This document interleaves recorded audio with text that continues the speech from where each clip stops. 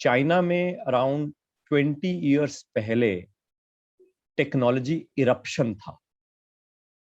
आज टेक्नोलॉजी का डिसरप्शन है। यानी कि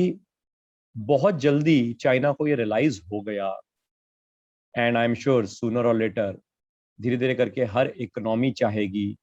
कि जिस तरीके से बिग डाटा इकट्ठा हो रहा है,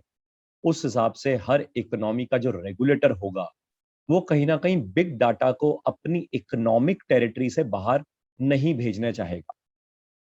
यानी कि पहले primarily land, labour, capital, enterprise के तहत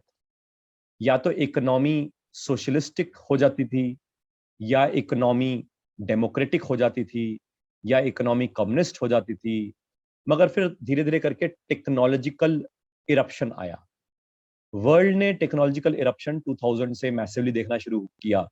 एंड इंडिया में भी अभी of late for the last at least 7 year से हम टेक्नोलॉजी इरप्शन देख रहे हैं, जिसमें हम डिजिटाइजेशन की बात कर रहे हैं, जिसमें हम अडॉप्शन ऑफ क्वांटम टेक्नोलॉजी की बात कर रहे हैं, वगैरह वगैरह।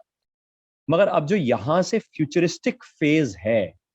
वो इरप्शन ऑफ टेक्नोलॉजी से डिसरप्शन ऑफ टेक्नोलॉजी की तरफ मूव होता है। रीजन क्यों है? क्योंकि टेक्नोलॉजिकल ड्रिवन जितनी भी प्लेटफॉर्म्स हैं या जितनी भी कंपनीज हैं जहां पे ह्यूज डाटा एक्सेसिबिलिटी है,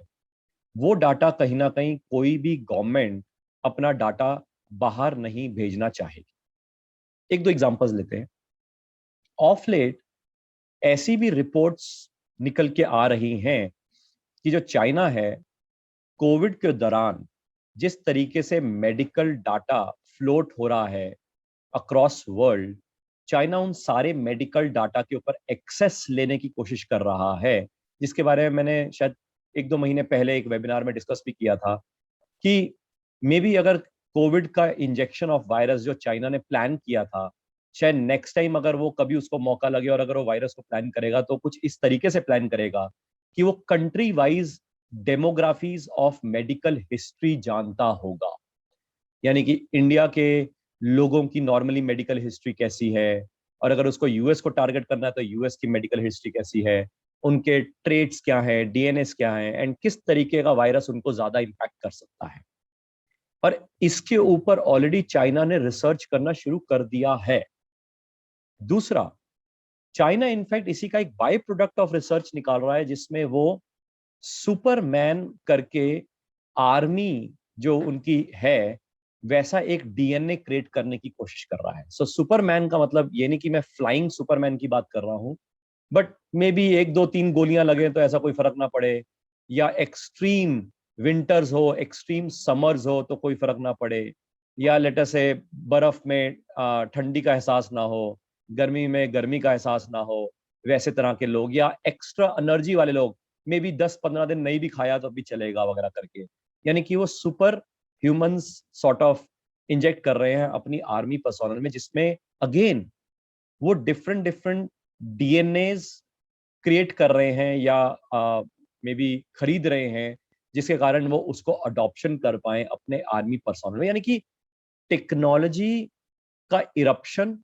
से अब डिसरप्शन का जमाना दिखता है, क्योंकि अब हम जिस तरीके के डाटा के ऊपर बैठे हुए हैं, वो डाटा कोई भी कंट्री नहीं चाहेगा कि वो डाटा बाहर जाए। इनफैक्ट इंडिया ने भी रिसेंटली मास्टर कार्ड के ऊपर थोड़ा शिकंजा कसा था, क्योंकि मास्टर कार्ड भी क्या करता था, हम सारों का data, financial data, financial history का डाटा, वो कहीं ना कहीं सेंट्रल रिपोजिटरी अपने हेड ऑफिस भेजता था, जो कि प्रेजेंट गवर्नमेंट ने कहा कि भैया ये सेंट्रल रिपोजिटरी में नहीं जाएगा। अगर आपको मास्टर कार्ड का डाटा, लेटर से अगर आपको न्यू क्लाइंट्स वगैरह लेने हैं वगैरह जो भी, तो आपका सेंट्रलाइज रिपोजिटरी इंडिया में ही होगा, एंड इंडिया से वो जो डाटा लीकेज है वो बाहर नहीं जाएगा, जिसके कारण बवाल हुआ मास्टर कार्ड के साथ। फिर इनफैक्ट एचडीएफसी बैंक भी आपने न्यूज में देखा होगा, उसके बाद भी मास्टर कार्ड का कोलैबोरेशन है, तो उनके क्रेडिट कार्ड को फर्दर एस्टेब्लिशमेंट के लिए मना किया गया। तो यानी कि ऐसी तरह की डिस्ट्रप्शन साइलेंट वे में हो रही है, and it is all about control of big data.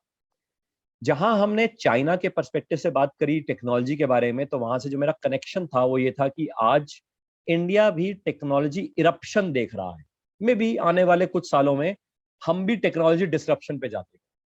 तो यानी कि इसका मतलब ये कई फिनटेक कंपनीज जो आज के डेट में कई डाटा एक्वायर कर रहे हैं, तो I would not be surprise कि कल को गवर्नमेंट कहेगी एज अ रेगुलेटर कि बॉस ये डाटा वोटा जो आप इकट्ठा करें तो कहीं ना कहीं कंट्रोल गवर्नमेंट का होना चाहिए, या मे बी जो आप प्राइवेट रिपोजिटरीज जो बाहर भेज रहे हो उसके शेयरिंग के ऊपर शायद एक रिस्ट्रिक्शन लग जाएगा। वहां पे कहीं ना कहीं इन सारे स्टॉक्स के ऊपर इम्पैक्ट पड़ सकता है, इंडस्ट्री के ऊपर भी इम्पैक्ट पड़ सकता है। मैं ये नहीं कह रहा कि इंडस्ट्री डाउनफॉल हो जाएगी इन टर्म्स ऑफ एम्प्लॉयबिलिटी के हिसाब से, बट इंडस्ट्री में सी चेंज आने की संभावना हो सकती है, because then they will have to adopt to those regulations as well.